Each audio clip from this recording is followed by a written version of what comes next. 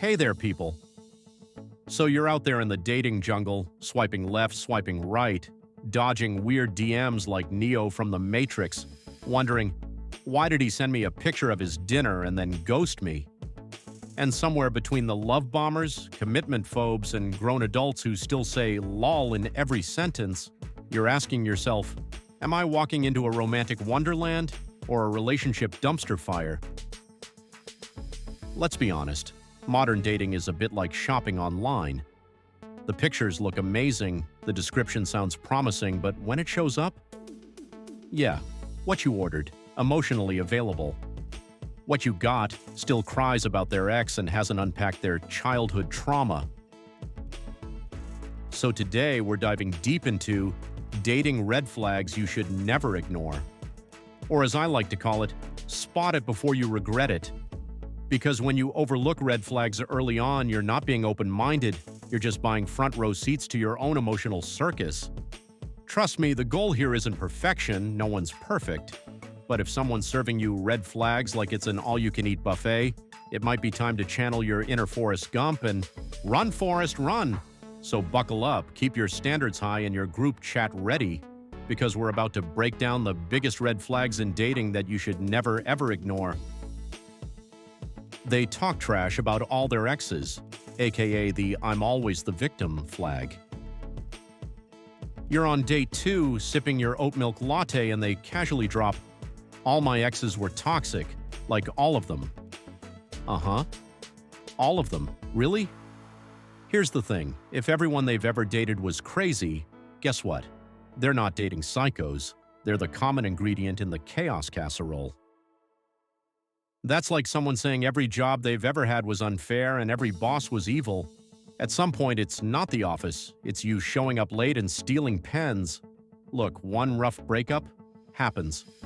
But if their entire romantic past is a horror story and they're always the poor, misunderstood victim, that's not self-awareness, that's a red flag in a leather jacket.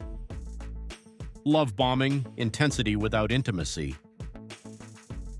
You've known them for like 3 days, and suddenly you're their soulmate, they're forever, and they're sending you Spotify playlists titled Us, with songs that sound suspiciously like wedding entrance music. Relax, Romeo. I don't even know your last name. It's like microwaving a frozen pizza and calling it gourmet. Sure, it's hot and fast, but give it 5 minutes and it's gonna be soggy and disappointing. Love bombing feels like a fairy tale, but there's no real foundation. It's just glitter glue holding together a cardboard cutout of a relationship. Real connection takes time. If they're laying it on too thick, too fast, chances are they're trying to win you over before you start noticing the weird stuff. They have no friends, or just one sketchy guy named Blaze. Alright, we're not saying you need to be dating a social butterfly who hosts brunches and book clubs, but if they have 0 friends, not even a group chat, not even someone to lend them jumper cables, that's weird. Like, sleeps with their socks on weird. People without a social circle are like houses with no furniture. Sure, you can live there, but it's probably cold, echoey, and smells like microwaved regret. And if the only friend they do have is some guy named Blaze who only shows up at 2 a.m. with bad ideas and vape smoke, you're not dating a mystery. You're dating a walking red flag with Bluetooth speakers. Everything is always about them, aka main character syndrome. You're trying to talk about your day. I finally got that raise at work. And they hit you with, "Oh wow, that reminds me of the time I got promoted and saved the whole company with a spreadsheet." Sir, I said I got a raise, not that I invented the cure for boredom. Dating someone like this is like watching a movie where you're supposed to be co-stars, but somehow you're just the unpaid extra who brings them coffee. These people turn every conversation into a TED Talk about themselves. No questions, no curiosity, just a never-ending episode of "Let me tell you about me again." If you leave every hangout emotionally drained and vaguely invisible, congrats, you've just guest starred in The Me Show, now streaming 24/7. They rush commitment, aka fast and delusional.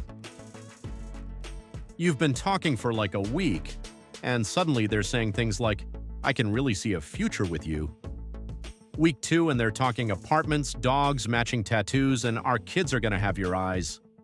Slow down, Shakespeare. We haven't even split a pizza yet. It's like showing up to a job interview and the manager says, "You're hired. Here's the office, here's the key to the building, and also, want to get married?" Bro, I just submitted my resume. This isn't romance. It's a rush job. Real connection takes time. If they're hitting you with Hallmark-level intensity by date 3, it's not love. It's emotional speedrunning. Your gut says something's off. You know that little voice inside you? Not the one that tells you to text your ex at 2 a.m., ignore that guy, but the other one, the quieter one, the one that whispers, "This doesn't feel right." Listen to that guy. Your intuition is your built-in BS detector.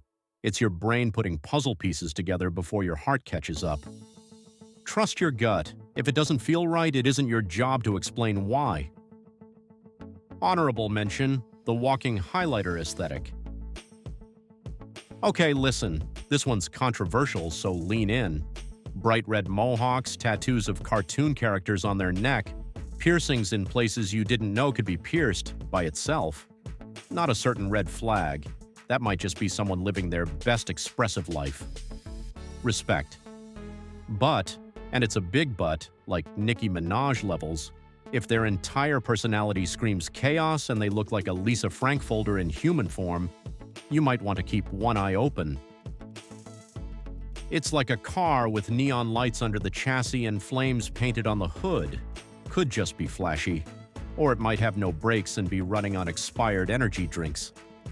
Bottom line, style isn't the issue, but if the outside looks wild and the inside acts wild, that's not individuality, that's a potential emotional roller coaster with no seatbelt. And there you have it, your official guide to dodging dating disasters like a pro. If any of these red flags sound painfully familiar, don't worry, we've all ignored a few. Some of us even tried to explain them away with stuff like, "He's not rude, he's just brutally honest." Girl, he insulted your mom and your cat. Wake up. Let me be clear. One red flag? Could be a weird day. 2 or 3?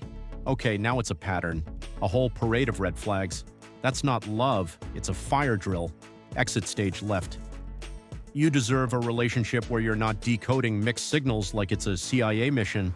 If you feel confused, drained, or like you're always justifying someone else's behavior, that's not a green flag. That's your inner peace screaming for backup. And hey, if this video made you laugh, cringe, or suddenly rethink your entire situation, hit that like button like it just left you on red. Subscribe for more real talk, more red flags, and more moments where I roast your dating history with love. Remember, green flags feel calm, red flags feel chaotic. Spot it before you regret it.